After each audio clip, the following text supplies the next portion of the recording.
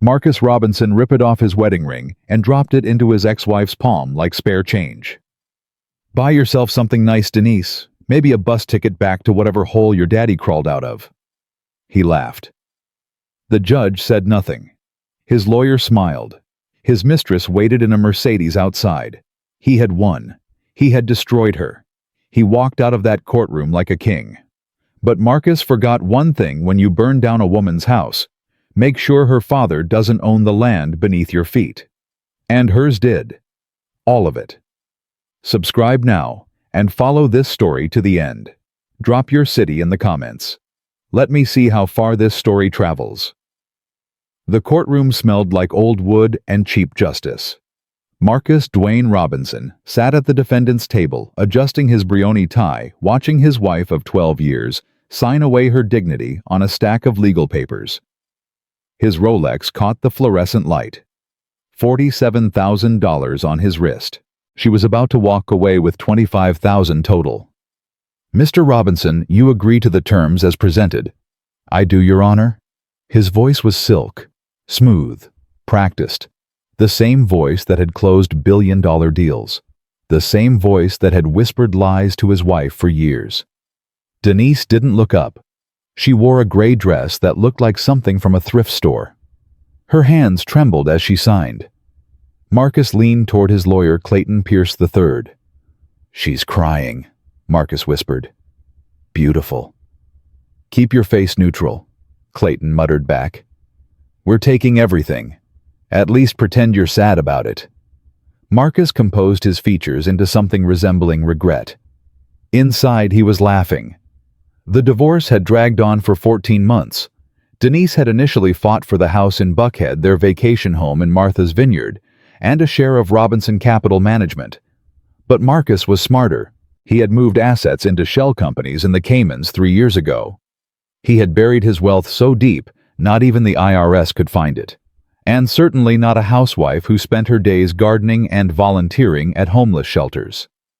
"The court finds in favor of the defendant," Judge Williams announced. "A lump sum payment of $25,000 to Ms. Denise Montgomery, dissolution of marriage, effective immediately." Done. 12 years. Gone. Marcus felt lighter than he had in years. He stood up, buttoning his jacket. He felt generous. Magnanimous, even. He walked over to the plaintiff's table where Denise sat with her public defender, a young man named Mr. Thompson, who looked like he'd graduated law school last week.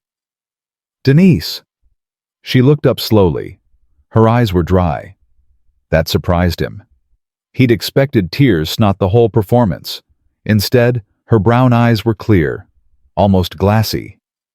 "Marcus." "Look, I know 25 grand isn't much," he said, lowering his voice so only she could hear. "But if you ever need a reference, maybe for a receptionist job or something, let me know. I won't hold the past against you." He wanted to see her break. He wanted her to scream so the bailiff would drag her out. Proof that she was the crazy one. But she didn't scream. A small, strange smile crossed her lips. "That's very kind of you, Marcus, but I think I'll be fine. My father's coming to pick me up." Marcus laughed. "Harold. Is he still alive? Haven't seen the old man in 7 years. What's he driving these days?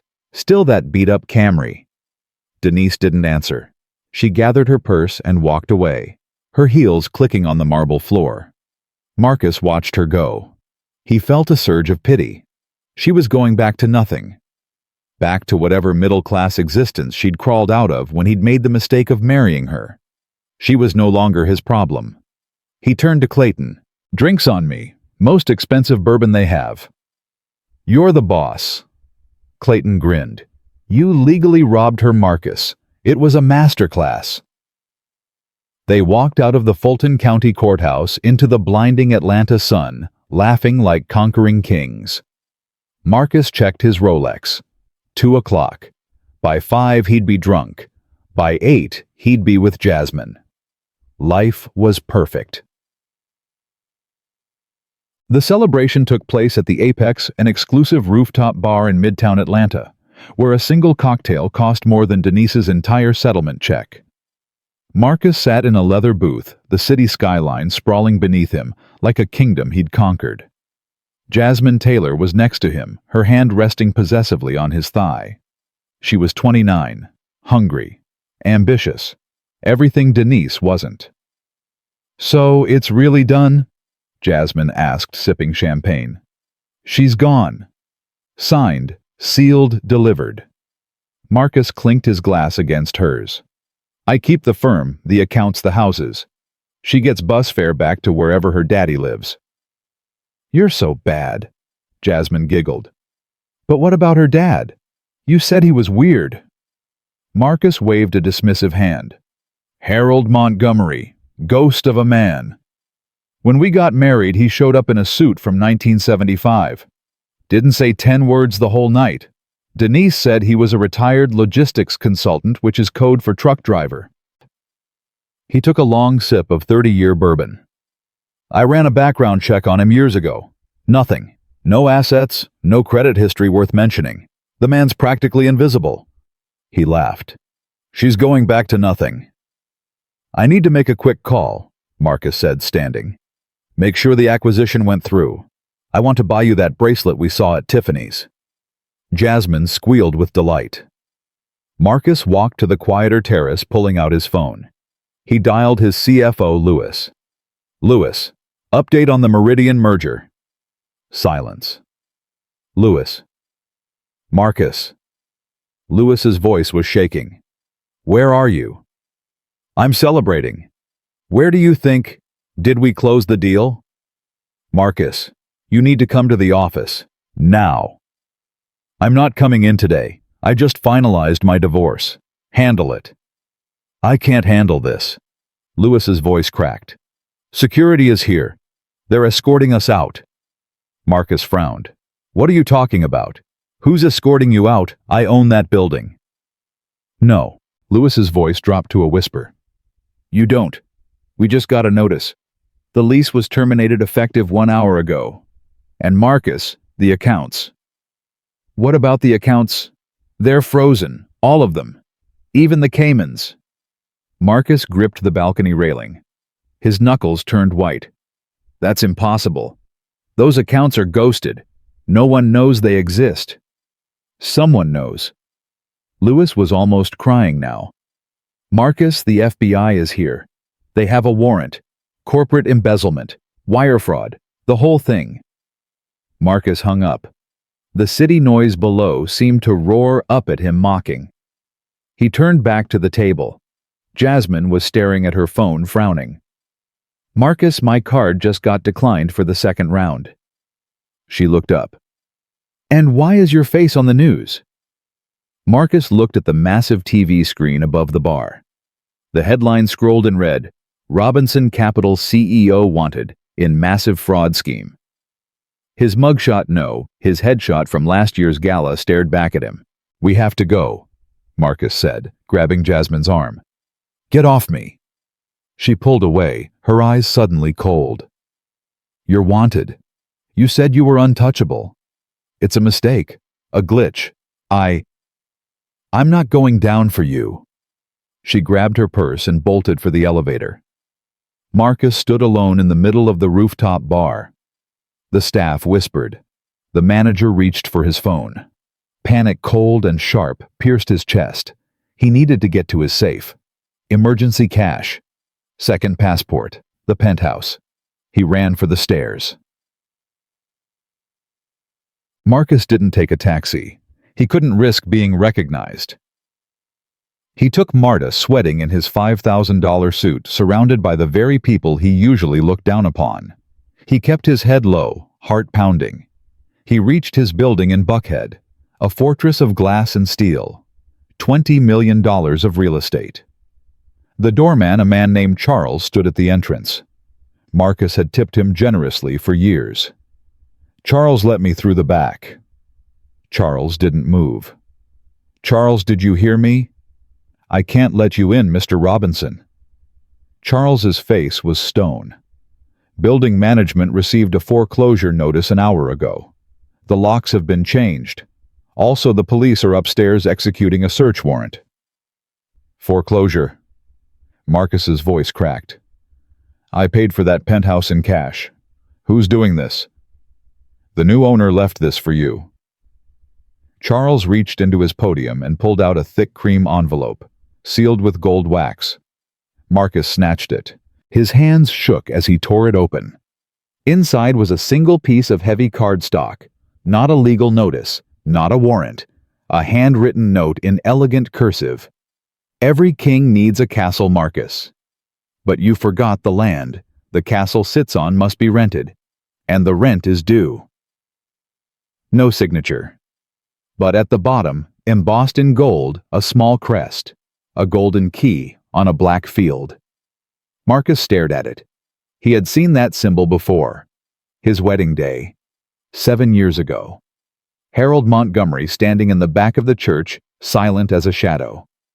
He had given them a gift, a small antique box that Marcus had tossed into storage without opening. That box had the same crest. "Harold," Marcus whispered. "No, that's impossible. He's nobody." But his accounts were frozen. His office was raided. His home was seized. All within 2 hours of Denise signing the papers. This wasn't coincidence. This was an execution. His phone buzzed. Unknown number. "Hello? Hello, Marcus." The voice was deep, gravel and granite. It sounded like mountains shifting. "Who is this? You don't recognize me. You dismissed me as a truck driver. You mocked my suit. You treated my daughter like a possession to be discarded." Marcus's blood turned to ice. "Harold?" "Listen very carefully, Marcus. I've watched you for 7 years. Every lie you told, every dollar you hid, every night you spent with your mistress while my daughter cried herself to sleep. I have recordings. I have documents. I have everything. Harold, we can talk about this. Make a deal. The deal was signed in court today." Harold's voice was terrifyingly calm. "You wanted a clean break. You got one. You are now a man with nothing. You can't do this. Who do you think you are?" "I am the man who owns Robinson Capital. I've owned it since the day you incorporated. Every contract you signed, every deal you closed, I allowed it. You were never the CEO, Marcus. You were middle management." Marcus's legs gave out. He slumped against the building wall. "That's not possible." "Check your jacket pocket." Marcus reached into his suit. His fingers touched cold metal. A car key. Rusted. Old. "That's for the 2001 Honda Accord parked on the corner. It's in your name now. It's the only asset you have left that isn't frozen. You can't. The police are 4 minutes away. I suggest you run." "Harold, please, let me explain." "You had 12 years to explain, Marcus. 12 years to be a good man. You chose otherwise." The line went dead. Down the street, Marcus saw the flashing lights of police cruisers turning the corner. He looked at the rusted Honda parked by the fire hydrant. A piece of junk. An insult. But it was his only way out. Marcus Robinson, the king of Atlanta, financed the self-made billionaire, the man who had never lost, scrambled into the dented car. The engine sputtered. Come on. It caught. He peeled away from the curb just as the first cruiser screeched to a halt behind him. He wasn't running to freedom. He was running into a trap designed by a man he had dismissed as nothing. And as the Atlanta skyline disappeared in his rearview mirror, Marcus realized the horrifying truth. He hadn't won the divorce. He had triggered his own destruction. The tears came then, hot and bitter, streaming down the face of a man who had thought himself untouchable. He had tried to checkmate the Queen. But the Queen's father owned the board. And now the real game was just beginning. The Honda's engine screamed as Marcus pushed it past 80 on I-85 North. The car shook like it might fall apart at any second. He gripped the steering wheel so hard his knuckles ached. 3 hours. He had been driving for 3 hours. His phone had died somewhere near Gainesville. He had thrown it out the window anyway. If Harold Montgomery could freeze a Cayman account in 10 minutes, he could trace a cell signal in his sleep. Marcus was a ghost now. But ghosts still needed gas. The orange fuel light flickered on, mocking him. He pulled into a rundown service station off the highway. The kind of place with bars on the windows and a clerk who looked like he'd seen too much. Marcus patted his pockets. His wallet was there, but the cards were useless. He opened it. $312. That was it. $300 to survive the rest of his life. He pumped $20 of gas, his hands shaking so badly he spilled fuel on his Italian leather shoes. These shoes cost more than this entire gas station, he thought, and now they smell like cheap, unleaded. He went inside to pay. The clerk, a heavy man with grease under his fingernails, looked Marcus up and down. Took in the torn suit, the wild eyes, the expensive watch that didn't match the rest of him. Rough night, Wall Street. Just take the money. Marcus slid $100 across the counter. Don't got change for $100. Register's low. Keep it. Marcus turned to leave. Hold up. He froze. You look like that guy on TV. Marcus turned slowly. The small television in the corner was playing a news loop. His face, confident, smiling from last year's gala, was plastered next to the words, "Manhunt underway. $50,000 reward." That ain't me, Marcus said. Just a resemblance. I don't know, brother. The clerk reached under the counter. 50,000 buys a lot of lottery tickets. Marcus didn't wait. He bolted out the door, sprinting across the cracked parking lot. He threw himself into the Honda, jamming the key into the ignition. It sputtered. Come on, you piece of... The engine caught. He peeled out just as the clerk ran outside, phone pressed to his ear, pointing at the fleeing car. Marcus drove until his hands cramped and his vision blurred. He needed help. He needed someone off the grid. Someone who owed him. Darnell. Darnell Washington had been his boy since Chicago. Southside kids who'd made it out together. 2 years ago, Marcus had tipped him off about a federal audit on his import business. Saved him from 5 to 10 in a federal prison. Darnell owed him everything. It took Marcus 4 hours to navigate to the warehouse district in East Point. He parked the Honda behind a dumpster and covered it with cardboard. He walked to the steel door of Darnell's warehouse and pounded. A peephole slid open, eyes narrowed. Marcus, what the... Let me in. Now. The door groaned open. Darnell stood there, thin and wiry, vibrating with nervous energy. He grabbed Marcus by the arm and yanked him inside. Are you crazy coming here? Darnell hissed, slamming the bolts behind them. Every cop in Georgia is looking for you. They saying you stole $50 million. I didn't steal $50 million. Marcus's voice echoed in the empty warehouse. I moved assets. Strategy. And it wasn't 50, it was maybe 5. I don't know where the rest... You don't know. Darnell laughed, but there was no humor in it. Marcus, you're the smartest dude I know. How you lose $45 million? I was set up. By who? My father-in-law. Darnell stopped pacing. Harold, the old man who drives the Camry, the one who barely talked at your wedding. He's not a truck driver, Darnell. Marcus grabbed his friend's shoulders. He's something else. He froze my offshore accounts. Do you know what kind of clearance that takes? You need NSA-level contacts. Banking authority that doesn't exist on paper. Darnell pulled away, backing toward the door. Look, man, I can't help you with this. This is too hot. I just need cash, 10 grand. I'll pay you back double when I access my crypto wallet. Just need a laptop and 24 hours. Darnell looked at Marcus. Really looked at him. The torn suit, the bloodshot eyes, the desperation rolling off him like fever sweat. He sighed. Aight. Go to the back office. There's a computer and a cot. I'll get the cash from the safe. Marcus exhaled. His whole body sagged with relief. Thank you, D. You're the only real one I got left. He walked to the back office, a glass-walled room overlooking the warehouse floor. He sat down at the desk and booted up the computer. The crypto wallet. His last lifeline. 3 million in Bitcoin stored on a cold key he'd memorized. Never written down. Never told anyone. He typed the sequence. Access denied. He typed it again. Access denied. Wallet empty. Marcus stared at the screen. $3 million. Gone. A notification popped up. A text file named Read Me. He clicked it. The message was simple. Tuition is expensive, Marcus. Consider this your first semester. No signature. Marcus slammed the keyboard against the desk. Keys scattered across the floor. How did Harold have his private key? He had never written it down.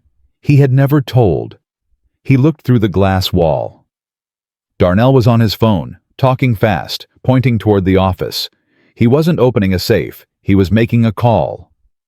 Marcus's stomach dropped through the floor. Darnell looked up. Their eyes met through the glass. For a moment, neither moved. Then Darnell mouthed, "I'm sorry, bro. They offered $100,000. Marcus grabbed a heavy stapler from the desk. He smashed the back window glass, exploding outward. He scrambled through, cutting his palm on a jagged shard. "Marcus, wait!" Darnell shouted behind him. But Marcus was already running, sprinting into the darkness of East Point, blood dripping from his hand sirens, wailing in the distance. They were always there now. The sirens. A soundtrack to his destruction. He realized then that Harold hadn't just taken his money. He had taken his world. Every friend was a Judas. Every safe harbor was a trap. Marcus spent that night under a bridge in a park, shivering in his ruined suit. The November wind cut through the fabric like it wasn't there. He had hit rock bottom. But when the sun came up, something else came with it. A cold, hard clarity. Panic was useless. Fear was useless. If he wanted to survive, he had to stop running. He had to fight back. He used his last cash to buy a prepaid phone and a baseball cap at a gas station. He found a public library in College Park and blended in with the homeless men seeking warmth. He sat at a computer terminal and began to dig. He didn't search for Harold Montgomery. That was a dead end. He searched for the symbol, the golden key on the black field. Hours passed. He scrolled through heraldry sites, corporate databases, historical records. Nothing. Then on the fourth page of a deep web financial forum, he found it. A grainy photograph of the crest on a letterhead from 1962. The caption read, Montgomery Logistics Internal Operations Division. Montgomery Logistics. He cross-referenced the image. It led to a defunct shell company called Golden Key Holdings. He traced the ownership. It had been acquired in 1987 by a holding company called Blackstone Partners. Blackstone Partners was a private equity firm based in Zurich. No public investors. No quarterly reports. A black box. And according to the corporate filing, Blackstone owned, controlling stakes in shipping lanes, commercial real estate, rare earth mines. And Marcus stopped breathing. Robinson Capital Management. His company. His company was listed as a subsidiary. He pulled up the corporate structure of his own firm. He had always thought the majority shareholder was a consortium of anonymous investors represented by a Delaware law firm. He hacked into the Delaware registry. It took an hour to bypass the security. He found the signature for the consortium. The printed name was Clear H. Montgomery. Marcus sat back in the plastic chair. Harold didn't sabotage him. Harold owned him. For 10 years, Marcus had strutted around thinking he was the king, the genius, the self-made man. In reality, he was just an employee in Harold's empire, a middle manager who got too big for his britches. Harold had given him the company. Harold had allowed him to succeed. And when Marcus betrayed Denise, Harold simply fired him. He's not a truck driver, Marcus whispered to himself. He owns the trucks. He owns the roads. He owns everything. He dug deeper. Blackstone Partners was famous in certain circles, not for growth, not for returns. For one thing, only ruthless efficiency. There were rumors on the forums. A CEO of a rival shipping company who had crossed Harold Montgomery. He wasn't killed. That would be too easy. He was systematically dismantled until he was found begging for change in a London subway station. Another man, a banker, who had tried to expose Blackstone's holdings. His career evaporated. His wife left him. His children wouldn't speak to him. Last anyone heard, he was living in a halfway house in Detroit. That was Harold's playbook. He didn't want Marcus dead. Death was mercy. He wanted Marcus to be nothing. But every empire had a weak point. Every system had a flaw. And Marcus knew the flaw in Robinson Capital. Because he had created it. There was a server, a physical backup server that Marcus kept at a secure facility in the North Georgia mountains. It contained the unredacted ledgers of the company's illegal dumping practices in Southeast Asia. Environmental violations that would trigger billions in fines. If those files went public, Robinson Capital would face criminal prosecution. The EPA would get involved. Congressional hearings. International sanctions. And Blackstone Partners, Harold's precious empire, would be dragged into the light. It was a nuclear option. Marcus was ready to push the button. He stood up and pulled his cap low. He walked out of the library into the afternoon sun. He checked the prepaid phone and dialed the number for the secure facility. Titan Storage, this is Dave. Hey Dave, this is Mike from the HVAC company. Just checking if the storm knocked out the biometric readers on Unit 404. Nah, we're good. Readers are online. A pause. But hey, the owner of that unit is flagged. Cops came by yesterday asking questions. Wow, crazy. Thanks for the heads up. Marcus hung up. The cops had been there, but they couldn't get in without his biometric scan. Retina and fingerprint. The data was still inside. His leverage was still intact. He stole a bicycle from outside the library. Pathetic, but he couldn't risk the car. The plates were definitely flagged by now. He rode to a freight yard and jumped a northbound train. He was going to the mountains. He was going to burn Harold Montgomery's empire to the ground, even if he had to stand in the fire to do it. The Blue Ridge Mountains were cold this time of year. Marcus hiked up the gravel road toward Titan Storage, his breath forming clouds in the frigid air. He looked like a wild animal. His suit was torn beyond recognition. His beard had grown in thick and dark. His eyes had a manic gleam that would have frightened his old self. He hadn't eaten in 36 hours. Titan Storage wasn't a normal facility. It was a decommissioned Cold War bunker, converted into high-security vaults for people who had secrets worth protecting. Marcus watched the entrance from the tree line. One guard, one booth. The police were gone. They probably assumed he was in Mexico by now. He waited until 2 in the morning. The guard fell asleep. Marcus moved. He didn't try to sneak past. He needed the guard to open the gate. He found the power box for the external lights and smashed it with a rock. The lights died. The guard stumbled out of the booth flashlight swinging wildly. "Hello, who's there?" Marcus stepped out of the shadows holding a heavy branch like a weapon. "Open the gate." The guard shone the light on Marcus's face. His eyes went wide. "You're that guy from... Open the gate or I crack your skull." Marcus didn't recognize his own voice. It was animal. Primal. The guard, barely 20 years old, didn't argue. He buzzed the gate open. Marcus walked past him. "Don't call anyone for 10 minutes. That's all I need." He ran to the bunker door and pressed his eye to the scanner. Beep. Verified. He placed his thumb on the pad. Beep. Verified. The massive steel door groaned and hissed open. Marcus stepped inside. The air was cold, sterile. His footsteps echoed off the concrete walls. Unit 404 was at the end of the corridor. This was it. The leverage. The weapon that would bring Harold Montgomery to his knees. He punched in the code. 0987. Denise's birthday. The irony wasn't lost on him. The door clicked open. Marcus rushed inside, ready to grab the server tower. But the room was empty. No, not empty. In the center of the concrete chamber sat a single wooden chair. And sitting in that chair, looking perfectly at ease, was Harold Montgomery.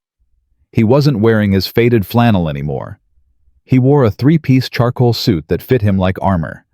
His silver hair was slicked back.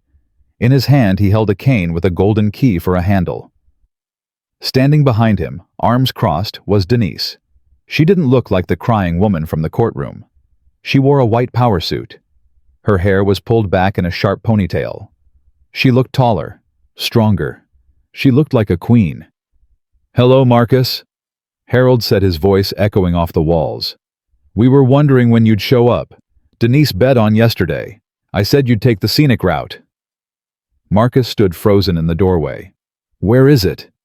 His voice cracked. "Where's the server?" "The server." Harold chuckled softly. "We incinerated it 3 hours ago. Did you really think I'd leave loose ends?" "You can't destroy that data. It's evidence against your company, too. If it's gone—" "I don't need evidence, Marcus." Harold stood slowly, leaning on his cane. "I don't fear regulators. I own them. I am the system you thought you were gaming." Marcus looked at Denise. "Vic, you're part of this. He's destroying me." Denise stepped forward. Her heels clicked on the concrete like a countdown. "He's not destroying you, Marcus. He's correcting a mistake." Her voice was ice and fire. "You destroyed yourself. I tried to warn you for 3 years. I begged you to slow down, to stop treating people like dirt, to stop lying to me every night. I knew about Jasmine before you touched her." Denise's eyes burned into him. "I knew about every hotel room, every text, every lie. Daddy has eyes everywhere. I stayed because I hoped the man I married was still inside you somewhere." She took another step closer. "The divorce was a test, Marcus. If you had been fair, if you had shown 1 ounce of kindness, 1 moment of decency, we would have let you walk away with half." Her voice dropped to a whisper. "But you laughed at me. You offered me a receptionist job. You dropped my wedding ring in my hand like garbage." She straightened up. "So we decided to return the favor." Marcus's legs buckled. He collapsed to his knees on the cold concrete. "What do you want from me?" The words came out as a sob. "You took the money. You took the company. You took my life. What else is there?" Harold walked toward him slowly. He stood over Marcus and looked down with eyes that held nothing. No anger, no pity, nothing. "I want you to understand the cost of arrogance," Harold said quietly. "You thought you were a self-made man, but you were a guest in my house, Marcus, and you were a terrible guest." He reached into his pocket. Marcus flinched, expecting a weapon. Instead, Harold pulled out a bus ticket. "The police are on their way up the mountain," Harold said. "They know you're here. But there's a back exit to this facility. It leads to a trail down to the highway." He dropped the ticket on the floor in front of Marcus. "One way to Detroit. There's a job waiting for you there. Dishwasher at a restaurant called Ruth's Kitchen. Minimum wage. No tips." Marcus looked at the ticket, then at Harold. "You expect me to wash dishes? It's honest work. Something you've never tried. I built a billion-dollar company." "No." Harold's voice was sharp as a blade. "I built it. You just sat in the chair." Sirens wailed in the distance. Closer now. Marcus looked at the ticket, then at the back exit, then at Denise. She looked back at him with something worse than hatred. Indifference.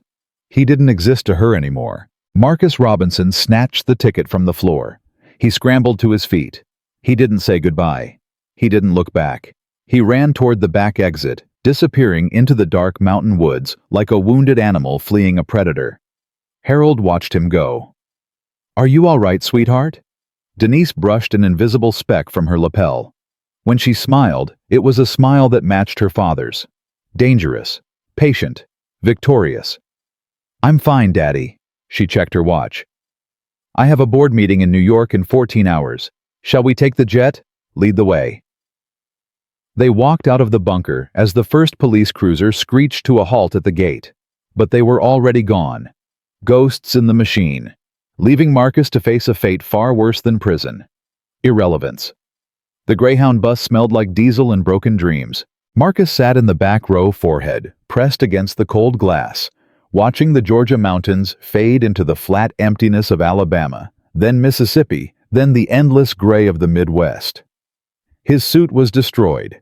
His shirt was missing 3 buttons. His hands were cut and bruised. He had no luggage, no phone, just a crumpled bus ticket and $47 Harold had tucked into his pocket. Seed money, the old man had called it. The journey took 31 hours. 31 hours to think. 31 hours to replay every moment in that bunker. Denise's cold eyes, Harold's calm voice, the bus ticket falling at his feet like an execution order. He had been a god of finance, a man who moved markets with a whisper. Now he was a passenger on a bus to nowhere, fleeing a prison sentence for crimes he had technically committed. When the bus finally hissed to a stop in Detroit, Marcus stepped off into a world that felt like another planet. The air was different here. Colder, harder. It smelled like rust and old industry. He walked out of the station clutching the address Harold had written on the back of the ticket. Ruth's Kitchen, 7th and Michigan. Ask for Big Mama. He walked for 2 hours. He didn't have money for a taxi, and he was too broken to ask for directions. When he finally found Ruth's Kitchen, it was a small brick building squeezed between a barber shop and a check-cashing place. The windows were steamed up. The smell of fried chicken and collard greens drifted through the door. Marcus pushed it open. A bell chimed. The restaurant was half full. Old men playing dominoes in the corner. A young mother feeding her toddler. A cook visible through the service window, moving with the efficiency of someone who had done this for decades. A large woman emerged from the kitchen. She had to be in her late 60s. Silver hair pulled back in a tight bun. Arms that looked like they could crack walnuts. Eyes that had seen everything twice. "Help you." "I'm looking for Big Mama," Marcus said. His voice came out as a croak. The woman looked him up and down, took in the torn Italian suit, the hollow eyes, the posture of a man who had lost everything. "You the one Harold sent?" Marcus nodded. "I'm Ruth. Folks call me Big Mama." She wiped her hands on her apron. "Harold said you needed to learn some things." "I need a job." "Job?" Ruth laughed. It wasn't cruel, but it wasn't kind either. "Boy, you look like you need a meal, a bath, and about 6 months of therapy. But sure, let's start with a job." She walked back toward the kitchen, gesturing for him to follow. "Dishwasher. $7.50 an hour. Cash. You work 6 days a week, 12 hours a day. You get 1 meal per shift, and a room upstairs that ain't much bigger than a closet." $7.50. The words slipped out before Marcus could stop them. "I used to bill $3,000 an hour." Ruth stopped walking. She turned around slowly. "Let me tell you something, Mr. $3,000. Her voice was quiet, but hard as iron. "I don't care what you used to be. I don't care what you used to have. In my kitchen, you're nobody. You start at the bottom like everybody else. You earn your way up like everybody else. And if you can't handle that, there's the door." Marcus looked at the door. Then at Ruth. Then at the steam rising from the kitchen. He had nowhere else to go. "Where's the apron?" Ruth almost smiled. Almost. "Back room, and take off that fancy watch. It'll get ruined in the water." Marcus looked at his Rolex. $47,000, the last valuable thing he owned. He took it off and handed it to Ruth. "Hold on to it for me." Ruth raised an eyebrow. "You trust me with this? I don't have a choice." She tucked the watch into her apron pocket. "First smart thing you've said. Now get to work. Sink's full." The first week nearly killed him. Marcus had never washed a dish in his life. Not one. He had grown up poor in Chicago, sure, but his mama had done everything for him. Then he'd gotten rich and hired people to do everything else. Now his hands were raw and bleeding. The industrial soap stripped his skin. The hot water burned. His back screamed from standing for 12 hours straight. At night, he collapsed onto a thin mattress in a room the size of a prison cell. No television, no phone. Just 4 walls and his thoughts. And his thoughts were poison. Every night he replayed the courtroom. The way he had laughed at Denise, the wedding ring he had dropped in her palm. The look in her eyes that he had mistaken for defeat. She had been waiting for that moment, planning for it. And he had been too arrogant to see. On the 5th night, Marcus cried. Not gentle tears. Deep, shaking sobs that came from somewhere he didn't know existed. He pressed his face into the thin pillow and wept like a child.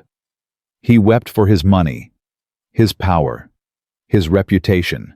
Then slowly, he began to weep for something else. For the man he could have been. For the marriage he had destroyed. For the wife who had loved him and whom he had treated like furniture. The tears lasted until dawn. When he came down for his shift, Ruth was waiting with a cup of coffee. "Bad night." Marcus nodded. His eyes were swollen. "Good," Ruth said. "Pain means you're still alive, means you can still change." She handed him the coffee. "Now get to work. Lunch rush starts in 2 hours." The weeks turned into months. Marcus stopped counting days. He stopped thinking about his old life. He existed only in the present. Wake up, work, eat, sleep, repeat. His hands developed calluses. His back stopped hurting. He learned the rhythms of the kitchen. When to move fast, when to slow down. How to stack plates so they didn't chip. He spoke to no one except Ruth.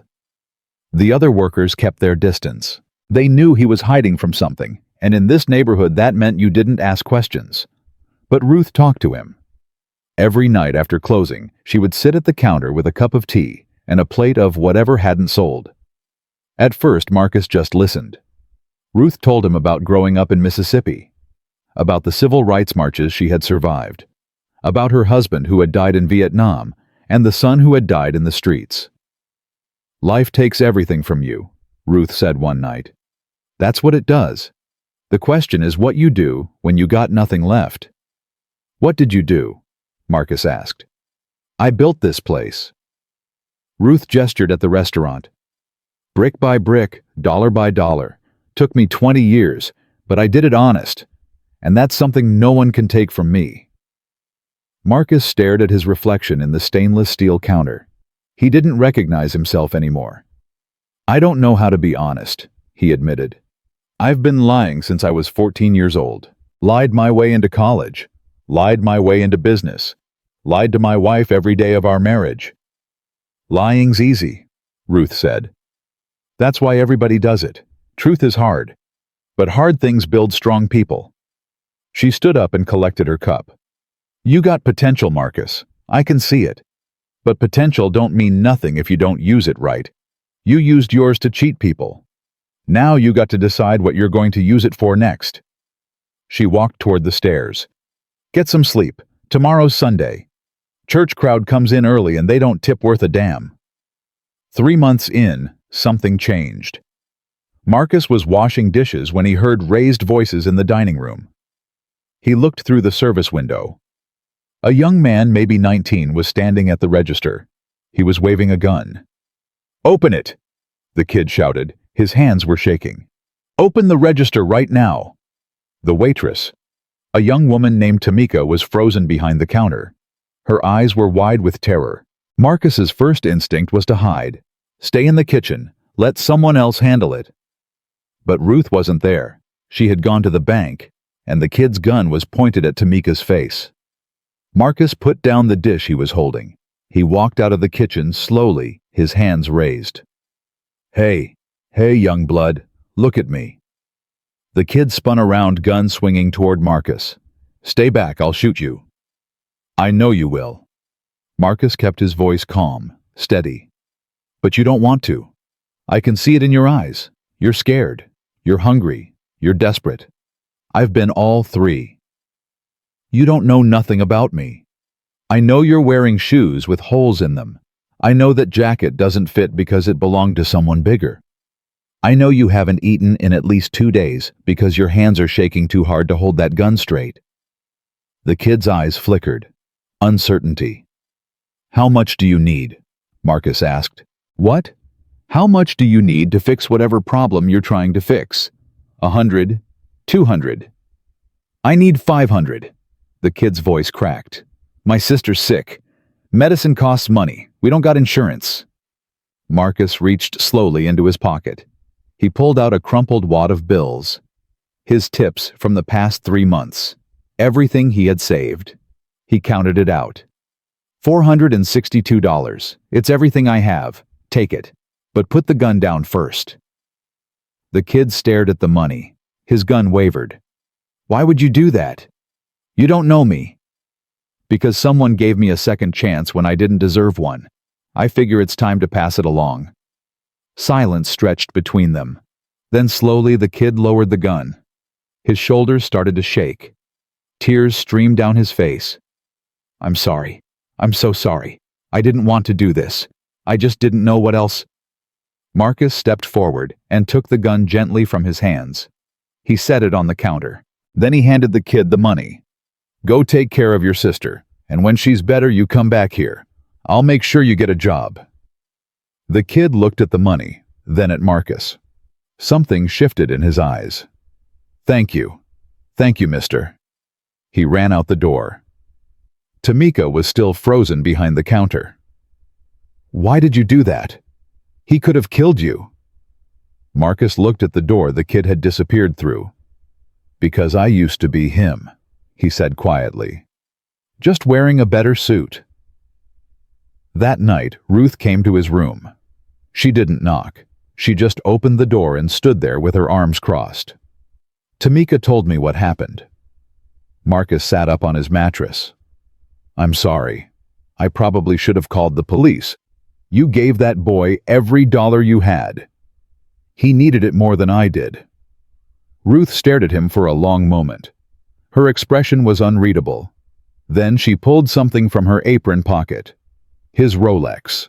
I was going to give this back to you when you earned it, she said.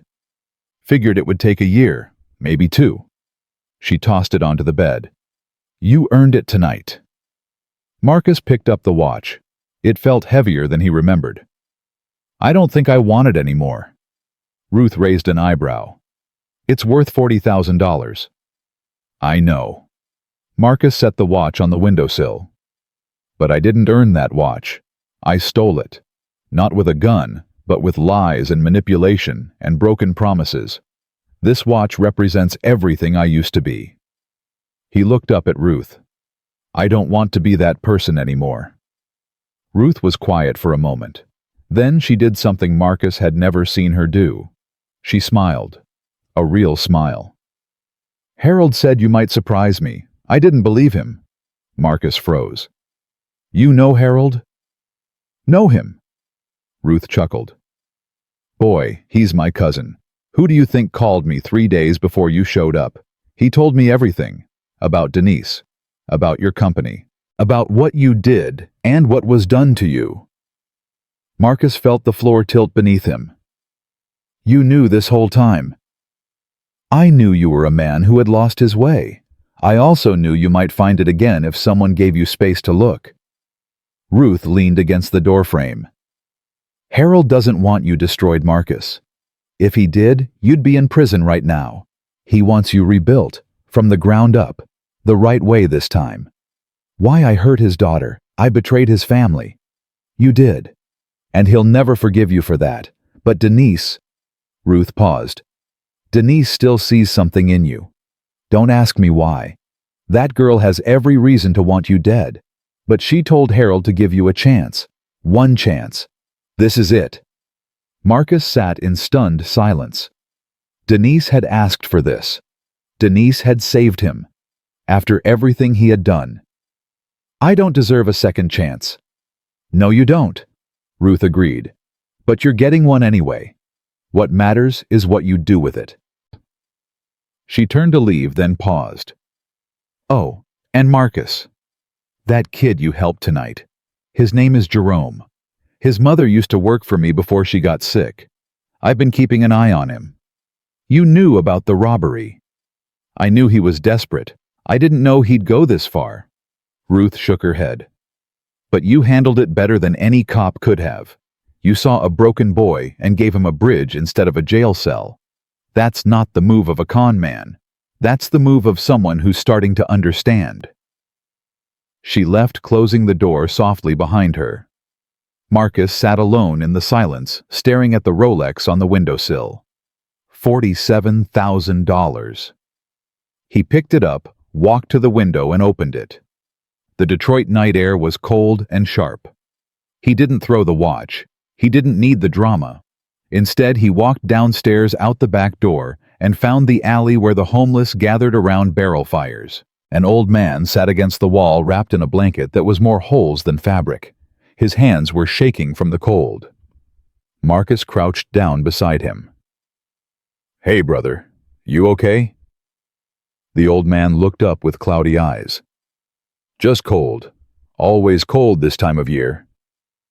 Marcus took off his jacket, the last piece of his Italian suit, and draped it around the man's shoulders. Then he pressed the Rolex into his weathered hands. "Sell this.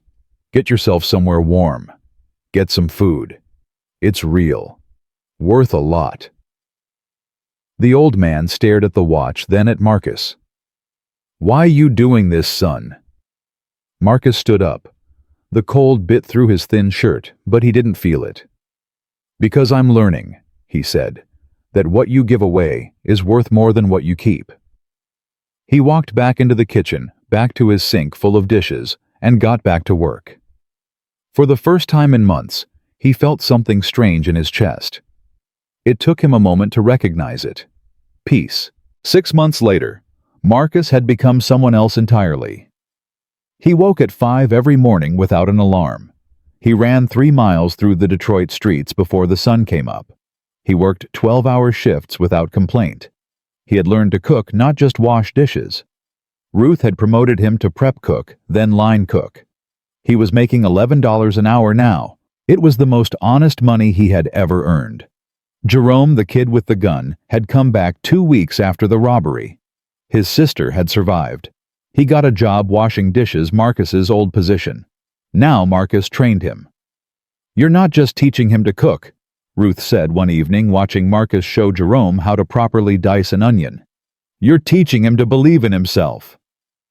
"Someone did the same for me," Marcus said. He didn't think about Atlanta anymore. He didn't think about the penthouse or the Porsche or Jasmine or any of it. That life belonged to a dead man. But the dead man's past wasn't finished with him yet. On a gray Tuesday afternoon in April, the restaurant door opened during the slow period between lunch and dinner. Marcus was wiping down the counter when he heard Ruth's voice catch. "Oh, my Lord." He looked up. A woman stood in the doorway. She wore a cream-colored coat over a simple dress. Her hair was shorter than he remembered. She had lost weight. But those eyes, those brown eyes that used to look at him with love, then with pain, then with nothing, he would recognize those eyes anywhere. Denise. She stood there for a long moment, just looking at him. Marcus put down his rag. His heart was pounding so hard he could feel it in his throat. Denise. Marcus. They stared at each other across the empty restaurant. Ruth quietly slipped into the kitchen, closing the door behind her. "You look different," Denise said finally. "I am different."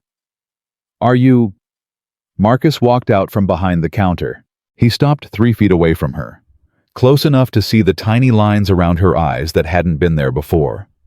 The weight she carried now, the strength.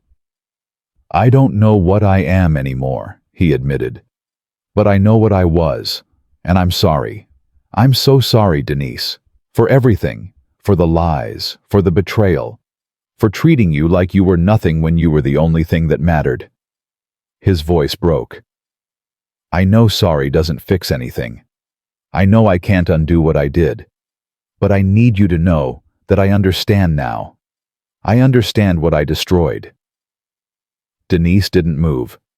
Her face was unreadable. "I came here to hate you," she said quietly. "I wanted to see you broken, humiliated, crawling on the floor of some greasy kitchen. Is that what you see?" "No." Her voice softened just slightly. "I see someone I don't recognize, and I don't know how to feel about that." She reached into her purse and pulled out an envelope. "This is from my father."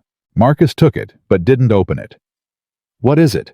"I don't know. He told me to deliver it personally. He said you'd earned the right to read it." Marcus looked at the envelope. Heavy cream paper, the golden key embossed in the corner. "Why did you save me?" he asked suddenly. "Ruth told me. You asked Harold to give me a chance. After everything I did, why would you do that?" Denise was quiet for a long moment. "Because I loved you. Once, Marcus. Real love. The kind that doesn't disappear just because someone hurts you. And I knew somewhere deep down that the man I fell in love with was still in there, buried under all the ambition and greed and fear."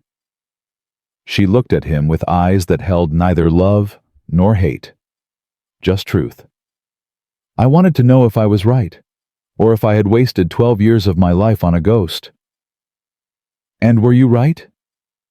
Denise reached out and touched his face. Her fingers were cool against his cheek. "I don't know yet, but for the first time in years, I have hope." She pulled her hand away. "Read the letter, Marcus. Then decide what kind of man you want to be." She turned and walked toward the door. "Denise, wait." She paused with her hand on the handle. "Will I see you again?" She looked back over her shoulder. The ghost of a smile crossed her lips.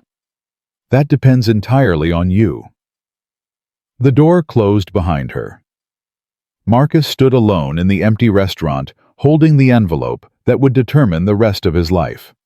He opened it with shaking hands. Inside was a single sheet of paper covered in Harold's elegant handwriting. And as Marcus read the words, his legs gave out beneath him. He sat down hard on the floor, the letter trembling in his hands. The words blurred through his tears. But one sentence burned itself into his mind forever. A sentence that changed everything. A sentence about a son he never knew existed.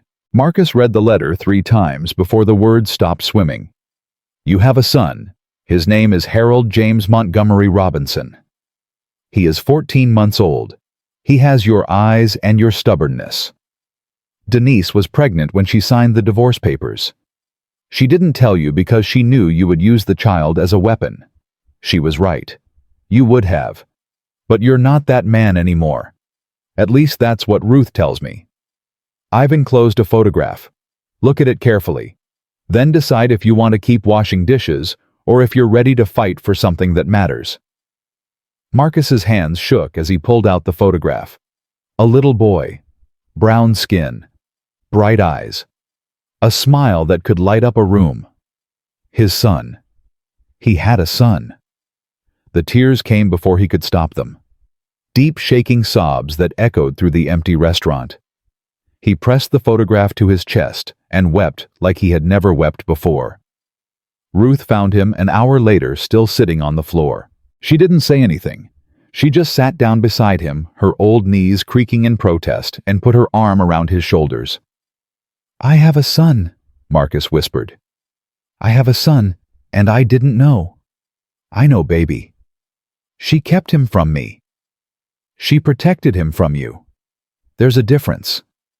Marcus looked at Ruth through blurred eyes. "How do I fix this? How do I become someone worthy of that little boy?" Ruth was quiet for a moment. Then she squeezed his shoulder. "You've been doing it for 6 months, Marcus, one dish at a time, one honest day at a time. You just didn't know what you were working toward." She stood up slowly, offering him her hand. "Now you do." Marcus took her hand and pulled himself to his feet. He looked at the photograph again. Harold James Montgomery Robinson. They had given him Harold's name, not Marcus's. The boy was a Montgomery, not a Robinson. And Marcus understood why. He hadn't earned the right to give his son anything, not his name, not his legacy, not his presence. But maybe, just maybe, he could earn it now. "What do I do?" Marcus asked. "How do I see him?" "You don't," Ruth said simply. "Not yet. Harold's letter says you have to prove yourself first. Another 6 months. If you stay clean, stay honest, stay on the path, then maybe you get a chance. 6 more months. You spent 12 years destroying trust, Marcus. 6 months is nothing. Marcus looked at the photograph one more time. Then he carefully folded the letter and tucked both into his shirt pocket over his heart. Then I better get back to work. The next 6 months were the hardest of Marcus's life, not because of the work. He had grown to love the kitchen, the rhythm of it, the honesty of it. You couldn't fake a good meal. Either the food was right or it wasn't. The hardness came from knowing his son was out there, growing, learning, taking his first steps, saying his first words, and Marcus wasn't there to see any of it. Every night he looked at the photograph before he went to sleep. Every morning he woke up with a new determination to be better, to be worthy. He stopped drinking entirely. He started reading again, not business books, but philosophy, history, literature. He volunteered at the local community center on his days off, teaching financial literacy to teenagers who reminded him of himself at that age. Hungry, angry, full of potential that nobody believed in. "You're different with these kids," Ruth observed one evening, watching Marcus explain compound interest to a group of 16-year-olds using candy bars as examples. "They're me," Marcus said. "Every single one of them. I know what they're feeling, the desperation, the sense that the system is rigged against them, the belief that the only way out is to hustle harder than everyone else." "That belief got you in trouble." "Because I was hustling the wrong way. I want to show them there's another path, a harder path, but one that doesn't end with you losing everything." Ruth nodded slowly. "Harold's going to like that. You talk to him. Every week, he asks about you." Marcus felt his heart skip. "What do you tell him?" "The truth. That you're becoming the man Denise always hoped you could be." The call came on a Sunday. Marcus was in the kitchen prepping for the after-church crowd when Ruth appeared in the doorway. "Phone for you." "Who is it?" "Harold." Marcus's hands froze mid-chop. He set down the knife carefully and wiped his hands on his apron. He had waited 6 months for this moment, dreaded it, hoped for it. He walked to the phone in Ruth's office like a condemned man walking to the gallows. "Hello." "Marcus." Harold's voice was the same, deep, gravelly, like mountains moving. "Ruth tells me you've changed." "I'm trying, sir." "Trying isn't enough. My grandson deserves better than trying." Marcus closed his eyes. "I know. I'm working every day to be someone he can be proud of, someone who deserves to know him." Silence on the line. Marcus could hear his own heartbeat. "There's a problem," Harold said finally. "What kind of problem?" "Jasmine Taylor." Marcus's blood went cold. He hadn't thought about Jasmine in months. His former mistress. The woman who had abandoned him the moment his empire crumbled. "What about her?" "She's been talking to reporters, selling stories about you, about your relationship, about things you told her in private." "I don't care about my reputation anymore." "It's not about your reputation." Harold's voice sharpened. "She's claiming you have a child. She's claiming you abandoned your pregnant wife. The story is going to break in the Atlanta Journal-Constitution next week." Marcus felt the floor tilt beneath him. "How does she know about the baby?" "She doesn't, not for certain. But she's guessing, and she's guessing right. If this story breaks, reporters will start digging. They'll find Denise. They'll find Harold Jr. My grandson's face will be plastered across every tabloid in the country. Disgraced CEO's secret love child. You know how these things work." Marcus gripped the phone so hard his knuckles went white. "What do you want me to do?" "I want you to fix it." "How?" "Jasmine wants money. She's been trying to blackmail Denise for months. $2 million to keep quiet. Pay her. You have the money. If I pay her, she'll come back for more. That's how blackmailers work. The only way to stop this is to remove her leverage." "What leverage?" "You, Marcus. You're the leverage. As long as she has stories to sell about you, she has power. But if you come forward first, if you tell your own story on your own terms, she has nothing." Marcus sat down heavily in Ruth's chair. You want me to go public with everything. I want you to do an interview. One interview. Tell the truth about who you were and who you're trying to become. Take away her ammunition before she can use it. That means admitting to fraud, to embezzlement, to everything. You're already a fugitive, Marcus. The FBI has a warrant with your name on it. You can keep hiding in Detroit washing dishes until someone recognizes you, or you can face what you did and pay the price. The price is prison. Maybe, maybe not. I have lawyers who can negotiate. If you cooperate fully, testify against the partners who helped you hide the money, the sentence could be reduced. 5 years, maybe less with good behavior. 5 years. Your son will be 7 when you get out. Old enough to remember having a father. Young enough to forgive you for being gone. Marcus stared at the wall. 5 years in prison. 5 years of his son's life lost forever. But the alternative was worse.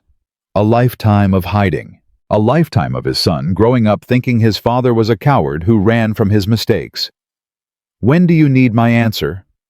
Tomorrow. Jasmine's story runs in 6 days. We need to move first. I need to think. Think fast. Harold paused. And Marcus, this is your one chance. Don't waste it. The line went dead. Marcus sat alone in the office for a long time. The sounds of the kitchen drifted through the door. Pots clanging. Oil sizzling. Ruth's voice calling out orders. The life he had built here. The peace he had found. He would have to give it all up. But what was peace worth if it was built on running away? He pulled the photograph from his pocket and looked at his son's face. Harold James Montgomery Robinson, 14 months old, then 16 months, then 2 years. If Marcus went to prison, the boy would be 7 when he got out. 2nd grade, old enough to ride a bike, old enough to ask questions about his father. What would Marcus want him to know? That his father ran? That his father hid, that his father chose comfort over courage, or that his father made mistakes, terrible mistakes. But when the moment came, he stood up and faced them. Marcus put the photograph back in his pocket and stood up. He walked back into the kitchen. Ruth looked up from the grill. Well, I need to make a phone call. To who? The FBI. Ruth's spatula froze mid-flip. You sure about that? No, but it's the right thing to do, and I'm trying to learn how to do right things. Ruth stared at him for a long moment. Then she nodded slowly. Phone's in the office. Make sure you get a lawyer first. Harold's sending one. Then I guess this is goodbye. Marcus felt his throat tighten. I guess it is. Ruth set down her spatula and walked over to him. She was a full foot shorter, but somehow she seemed larger than anyone Marcus had ever known. You came here a broken man, she said, full of anger and self-pity and excuses. You're leaving as something else. I'm proud of you, Marcus. Whatever happens next, remember that. She hugged him. It was brief and fierce like everything about her. Now go call those lawyers before I change my mind and hide you in the basement. The next 72 hours moved like a hurricane. Harold's lawyers flew in from New York. They met Marcus in a hotel room downtown, going over every detail of his crimes, his cooperation, his testimony against the partners who had helped him hide money overseas. The deal they negotiated was brutal, but fair. Marcus would plead guilty to wire fraud and tax evasion. He would testify against Clayton Pierce, his former lawyer, who had been the architect of the shell company scheme. In exchange, the embezzlement charges would be dropped, and the prosecution would recommend a sentence of 4 years. 4 years. Possibly 3 with good behavior. His son would be 6 when he got out. The press conference was scheduled for Thursday morning. Marcus would tell his story before Jasmine could tell hers. He would admit his crimes, announce his cooperation with authorities, and surrender himself to federal custody. But first, Harold had one more condition. Denise wants to see you, tonight, before you go public. Marcus's heart stopped. She does. She has something to say, I don't know what, but she asked and I agreed. Where? The house in Buckhead. 8 o'clock. Don't be late. Marcus arrived at 7:45. The house looked different. The gardens were wilder. The gate was simpler. It felt less like a fortress and more like a home. The door opened before he could knock. Denise stood there in jeans and a simple sweater. No makeup, no power suit. Just her.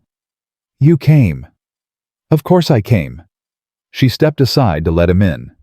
The interior had changed too. Warmer, softer. Children's toys scattered across the living room floor. Marcus's breath caught. Is he here? He's sleeping, in his room. Can I? Not yet. We need to talk first. They sat in the kitchen. The same kitchen where Marcus had once made deals worth millions over breakfast. Now it smelled like baby food and laundry detergent. I watched your interviews, Denise said. The practice ones Harold's team recorded. And you sounded honest, for maybe the first time since I've known you. I'm trying to be. I know. She folded her hands on the table. That's why I asked you here. I need to say something before you go to prison, and I need you to really hear it. I'm listening. Denise took a deep breath. I loved you, Marcus. Truly loved you. Not your money, not your success, you. The man underneath all the armor. The boy from Chicago who was scared of being poor again. The dreamer who wanted to build something that mattered. Her eyes glistened.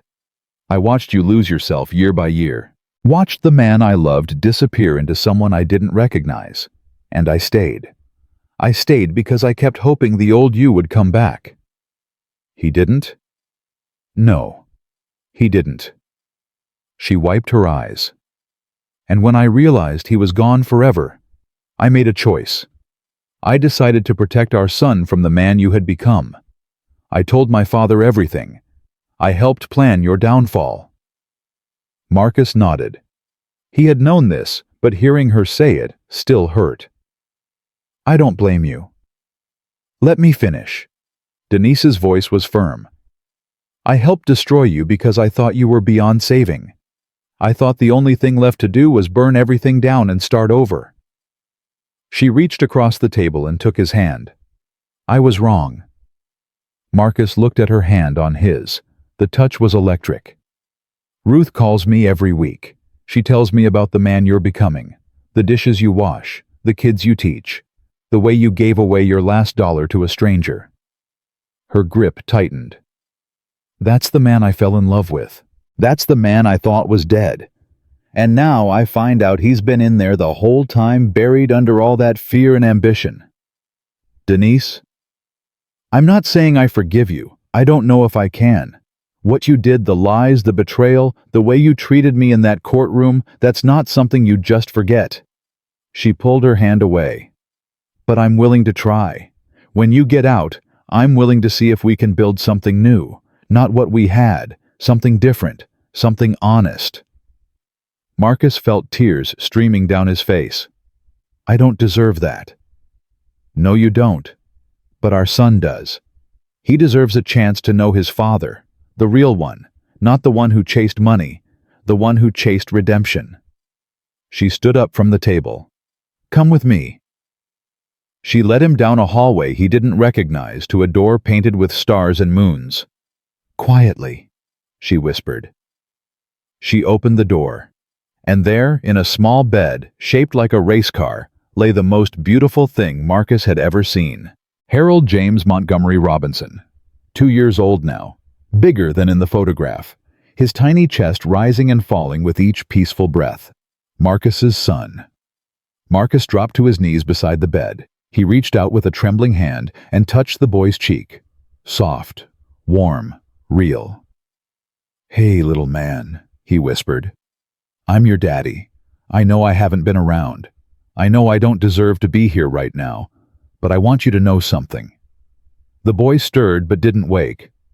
I'm going to go away for a while, and when I come back, I'm going to be someone you can be proud of.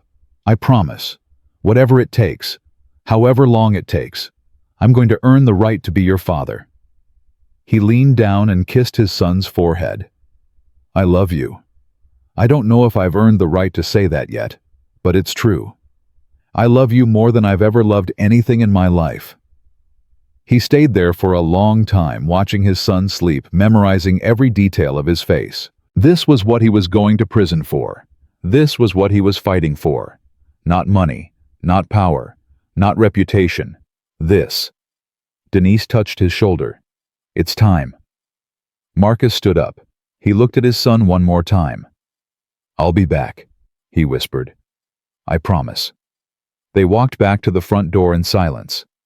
"The press conference is at 9 tomorrow," Marcus said. "I surrender right after." "I know. I'll be watching." "Will you bring him to visit in prison?" Denise was quiet for a moment. "Ask me again in a year. If you're still the man I saw tonight, I'll think about it." It wasn't a yes, but it wasn't a no either. It was hope. "Thank you, Denise, for everything, for the second chance, for letting me see him, for not giving up on the man you thought was dead." Denise opened the door. "Don't thank me yet, Marcus. You still have a long way to go." He stepped outside into the cool Atlanta night. "I know, but for the first time in my life, I know where I'm going." He walked down the driveway toward the waiting car, toward the press conference, toward prison, toward whatever came next. But just before he reached the car, he heard something that stopped him cold. "Daddy!" He spun around. The front door was still open. And standing in the doorway, rubbing his sleepy eyes, was Harold Jr. The boy had woken up. Somehow he had wandered out of his room and found his way to the front of the house. He was looking directly at Marcus. "Daddy!" Marcus's heart shattered into a million pieces. He looked at Denise, asking permission with his eyes. She nodded, tears streaming down her face. Marcus walked back up the driveway. He knelt down until he was eye level with his son. "Hey, buddy." "You, Daddy?" "Yeah, little man. I'm your daddy." The boy studied his face with the intense curiosity that only children possess. Then he did something Marcus didn't expect. He reached out and wrapped his tiny arms around Marcus's neck. "Daddy home?" Marcus held his son for the first time. The weight of him, the warmth of him, the reality of him. "Not yet, buddy, but soon, I promise. Daddy's coming home soon." He held on for as long as he could. Then he let go. He stood up, kissed his son's forehead one more time, and walked to the car. He didn't look back, because if he looked back, he would never be able to leave. And he had a debt to pay. The press conference was a bloodbath. 47 cameras, 62 reporters, 3 major networks broadcasting live. Marcus stood at the podium in a simple gray suit, not Italian, just honest cotton from a Detroit department store, and told the truth for the first time in his professional life. "My name is Marcus Dwayne Robinson. 3 years ago, I was the CEO of Robinson Capital Management. I was worth $400 million on paper. I had a penthouse in Buckhead, a vacation home in Martha's Vineyard, and a wife who loved me more than I deserved." He gripped the podium. "I threw it all away. I lied. I cheated. I stole. I hid money in offshore accounts. I treated the people who trusted me like pawns in a game I thought I was winning." The cameras flashed. "I'm here today to admit my crimes, to cooperate fully with federal investigators, and to surrender myself to authorities." A reporter shouted from the crowd, "Mr. Robinson, there are rumors you have a secret child. Can you confirm?" Marcus's jaw tightened. Jasmine had leaked early. He could see her in the back of the room smirking. "I have a son," Marcus said. "His name is Harold. He's 2 years old. And the reason I'm doing this, the reason I'm willing to go to prison, is because I want him to grow up knowing his father faced his mistakes instead of running from them." The room erupted with questions. "Are you reconciling with your ex-wife? What about the $50 million? Do you expect leniency?" Marcus held up his hand. "I don't expect anything. I'm not here to negotiate. I'm here to pay what I owe. The only thing I ask is that you leave my son and his mother out of this. They're innocent. They've suffered enough because of my choices." He looked directly into the camera. "To everyone I hurt, my investors, my employees, my wife, I'm sorry. Those words aren't enough. They'll never be enough. But I'm going to spend the rest of my life trying to make them mean something." He stepped away from the podium. Two federal marshals approached. One held handcuffs. Marcus extended his wrists. The click of metal was the loudest sound he had ever heard. They led him out of the room, past the screaming reporters, past Jasmine's triumphant smile, past everything he used to be. The last thing he saw before the doors closed was a television monitor showing the live broadcast. And in the corner of the frame, barely visible, a woman holding a small boy. Denise and Harold Jr. They had come. They had watched. And for the first time in years, Marcus felt something he thought he had lost forever. Pride. Federal prison was exactly what Marcus expected, and nothing like he imagined. The facility in Alabama was medium security. Not the country club some white-collar criminals enjoyed. Not the hellhole Hollywood portrayed. Just gray walls, gray uniforms, gray days that blended into each other. Marcus was assigned to the kitchen. Of course, God had a sense of humor. The first week he kept his head down. Prison had rules, hierarchies, ways of doing things that had nothing to do with money or status. A man who used to command boardrooms now scrubbed pots alongside drug dealers and armed robbers. "You that finance guy," one of them said. A massive man named Terrence who had killed someone over a dice game 20 years ago. "Yeah." "You stole 50 million? Something like that." Terrence laughed. "Man, I shot a dude over $200. You're the real criminal here." So, Marcus didn't argue. But something unexpected happened in those first weeks. The other inmates didn't hate him. They were curious. They asked questions about money investments, how rich people thought. "You telling me if I put $100 a month into something called an index fund, it turns into $1 million by the time I'm 60. A young kid named Deshaun doing 5 years for selling weed couldn't believe it. "If you start early enough and never touch it, yeah? That's legal. Completely legal. Man, why don't nobody teach us this stuff?" Marcus looked at the kid. 22 years old. Smart. Could have been anything if someone had shown him a different path. Because the system isn't designed to teach you. It's designed to keep you exactly where you are. Deshaun stared at him. "You sound like one of them conspiracy guys." "It's not a conspiracy. It's just business. Poor people staying poor is profitable for a lot of industries. Payday loans, check cashing, bail bonds. The whole system makes money when you don't have any. So, what do we do about it? We learn. We teach each other. We break the cycle." Within a month, Marcus was running an informal financial literacy class in the prison library. 20 inmates showed up the first week, 40 the second. By the third month, the warden had to move them to the cafeteria because the library couldn't hold everyone. "You're doing something good here," the prison chaplain told him one Sunday. "These men have never had anyone teach them about money. Most of them grew up thinking poverty was their destiny." "It was almost mine," Marcus said. "I got lucky. Scholarship. Right mentor at the right time. Most of these guys never got that." "So you're paying it forward?" "I'm paying back. There's a difference." The visits started 6 months in. Denise came first, alone. She sat across from him in the visitation room, looking more beautiful than he remembered. "You look thin," she said. "Prison food isn't exactly Ruth's kitchen." She almost smiled. Almost. "Harold asks about you." Marcus's heart clenched. "What do you tell him?" "That Daddy is away working, that he's helping people, that he'll be home soon." "Thank you for not telling him his father is in prison." Denise's voice was sharp. "He's 2 years old, Marcus. He doesn't need to know yet. But when he's older, I'm going to tell him everything, the good and the bad. So you better make sure there's enough good to balance it out." "I'm trying." "I know." She reached across the table and touched his hand. The guard tensed, but didn't intervene. "Ruth sends her love. She says the new dishwasher is terrible." Marcus laughed.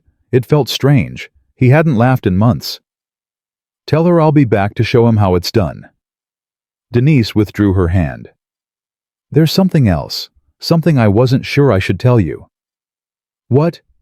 Harold is sick. Marcus felt ice in his veins. What do you mean sick? What's wrong with him? Not Junior. My father, Harold Sr. The ice spread through his whole body. What is it? Pancreatic cancer, stage 3. The doctors give him 18 months, maybe less. Marcus sat back in his plastic chair. The man who had destroyed him. The man who had rebuilt him. The man whose name his son carried. Dying. Does he want to see me? He asked for you. That's why I'm here. Denise's eyes were wet. He wants to talk to you before it's too late. They won't let me out for a visit. I know, but he's making arrangements. He has connections even now. She leaned forward. He says he has something to tell you. Something important. Something about the company. I don't care about the company anymore. It's not about money, Marcus. It's about your son. About his future. Harold has been planning something for years. He wants you to be part of it. The meeting happened 2 weeks later. Special arrangement. Private room. No guards present. Harold's lawyers had made sure of that. The old man looked 20 years older than the last time Marcus had seen him. The cancer was eating him from the inside. But his eyes were still sharp, still dangerous. You look terrible, Harold said. You look worse. Harold laughed, then coughed. It took him a full minute to recover. Fair enough? He gestured to the chair across from him. Sit. We don't have much time. Marcus sat. I'm dying, Harold said. You know that. Probably celebrating internally. I'm not. No. Harold studied him. A year ago you would have thrown a party. A year ago I was a different person. Yes, you were. Harold nodded slowly. Ruth was right about you. She said you'd change. I didn't believe her, thought you were too far gone. What changed your mind? The press conference, when you told the truth about Harold Jr. You could have denied it, could have protected yourself. But you claimed him. In front of the whole world, you claimed your son. Harold's voice cracked. That took something I didn't think you had anymore. Courage, real courage. The kind that costs you everything. I'm done running from who I am. I can see that. Harold reached into his jacket slowly, painfully, and pulled out an envelope. Which is why I'm giving you this. Marcus took the envelope. It was heavy. Legal documents. What is it? My will. Or rather a specific provision of it. When I die, Blackstone Partners will be restructured. The board has already agreed. Denise will become chairwoman, she's earned it. But there's a position that needs to be filled. A very specific one. Marcus opened the envelope and read. His hand started shaking. This says you're naming me as the head of the Montgomery Foundation, a $1 billion charitable trust focused on financial education for underserved communities. That's correct. Harold, I'm in prison. I'm a convicted felon. No one would. You'll be out in 2 years, less with good behavior. The foundation doesn't launch until then. Harold leaned forward. I've watched what you're doing here, Marcus. The classes, the teaching, the way you're giving these men something no one ever gave them. That's what the foundation will do, on a massive scale. Marcus stared at the documents. Why me? After everything I did to your daughter, to your family. Why would you trust me with this? Harold was quiet for a long moment. Because my grandson is going to grow up in a world that's broken. A world where men like the old you, greedy, ruthless, empty, run everything. I want to give him a different world. And the best person to fight the wolves is a wolf who's learned to be a shepherd. He tapped the table with one bony finger. You know how the game is played, Marcus. You know every dirty trick, every loophole, every way the system is rigged. Now you have a choice. You can use that knowledge to help yourself like you always did. Or you can use it to help others. And if I fail, if I go back to who I was, then I'll destroy you from the grave. I've left instructions, very detailed instructions. Trust me, death won't stop me from protecting my family." Despite everything, Marcus smiled. "You're a terrifying man, Harold Montgomery." "I'm a grandfather. That's worse." Harold coughed again, longer this time. When he recovered, his voice was weaker. "There's one more thing. Something I've never told anyone.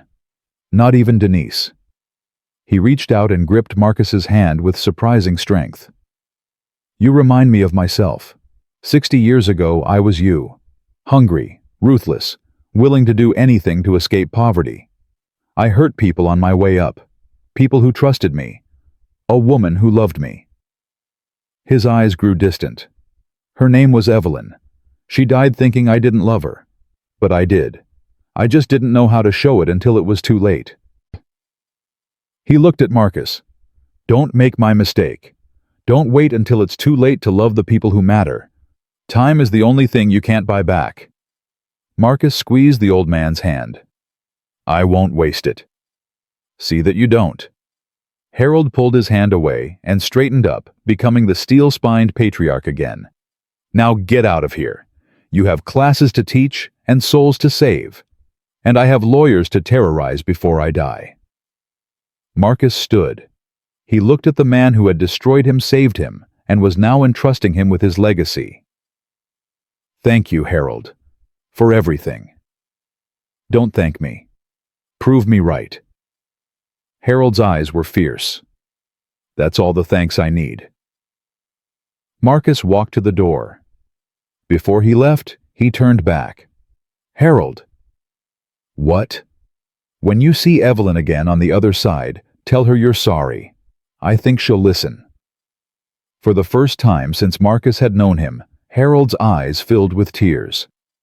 "Get out of here, boy, before I change my mind about everything." Marcus left. He never saw Harold Montgomery alive again. The old man died 4 months later. Peacefully, they said, in his sleep holding a photograph of his grandson. The funeral was the largest Atlanta had seen in decades. Senators, CEOs, foreign dignitaries, all paying respect to a man most of them had feared. Marcus watched from his cell on a small television. He saw Denise give the eulogy. Strong, composed, every inch her father's daughter. He saw Harold Jr., now almost 3, holding his mother's hand and not understanding why everyone was sad. He saw the casket lowered into the ground, and he made a promise. He would honor the trust Harold had placed in him.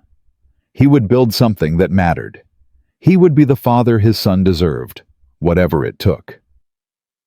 The next 18 months passed in a blur of teaching, planning, and preparing. Marcus's good behavior earned him early release. The warden, who had initially distrusted him, wrote a personal letter to the parole board, praising his rehabilitation efforts. "You've done more good in this prison than most of the staff," the warden said on Marcus's last day. "Don't waste it out there." "I won't." The gates opened on a Tuesday morning in March, and standing there waiting for him was Denise. She was wearing a yellow sundress. Her hair was longer now, natural curls framing her face. She looked like spring itself had come to welcome him home. Beside her, holding her hand, was Harold Jr., 5 years old now, tall for his age, those same brown eyes that had haunted Marcus's dreams for 3 years. "Daddy." The boy broke free from his mother and sprinted toward the gate. Marcus dropped to his knees and caught his son in his arms. The weight of him, the warmth of him, the reality of him. His son, his beautiful, miraculous son. "You came home," Harold Jr. whispered. "Mommy said you would." "I waited." "I'm sorry it took so long, buddy." Marcus's voice broke. "I'm so sorry." "It's okay. You're here now." The boy pulled back and looked at his father with devastating simplicity. "Are you going to stay?" Marcus looked at Denise over their son's head. She was crying, not sobbing, just tears streaming silently down her face. He looked back at his son. Yeah, little man, I'm going to stay. Forever. The Montgomery Foundation launched 6 months later. Marcus stood on a stage in Detroit Ruth's neighborhood announcing the first initiative. $100 million to fund financial literacy programs in underserved schools across America. The press was there, cameras everywhere. But this time, Marcus wasn't hiding from them. My name is Marcus Robinson, he said. Some of you know me as a convicted criminal, a fraud, a man who stole from people who trusted him. He paused. All of that is true. I did those things. I served time for those things, and I will spend the rest of my life trying to make up for them. He looked out at the crowd. But I also know something about money that most people don't. I know how it works. How the system is designed to keep some people poor and others rich. And I know that knowledge is power, the kind of power that can break cycles of poverty that have lasted generations. He held up a worn notebook. This is the curriculum I developed in prison, taught to over 300 inmates. Half of them are now out. Not a single one has gone back. Because when you understand money, you understand freedom. The crowd murmured. The Montgomery Foundation is going to bring this curriculum to every public school in America that wants it, free of charge, because Harold Montgomery believed that knowledge should never be a luxury, and so do I. Ruth was in the front row. 71 years old now, retired from the kitchen, but still fierce as ever.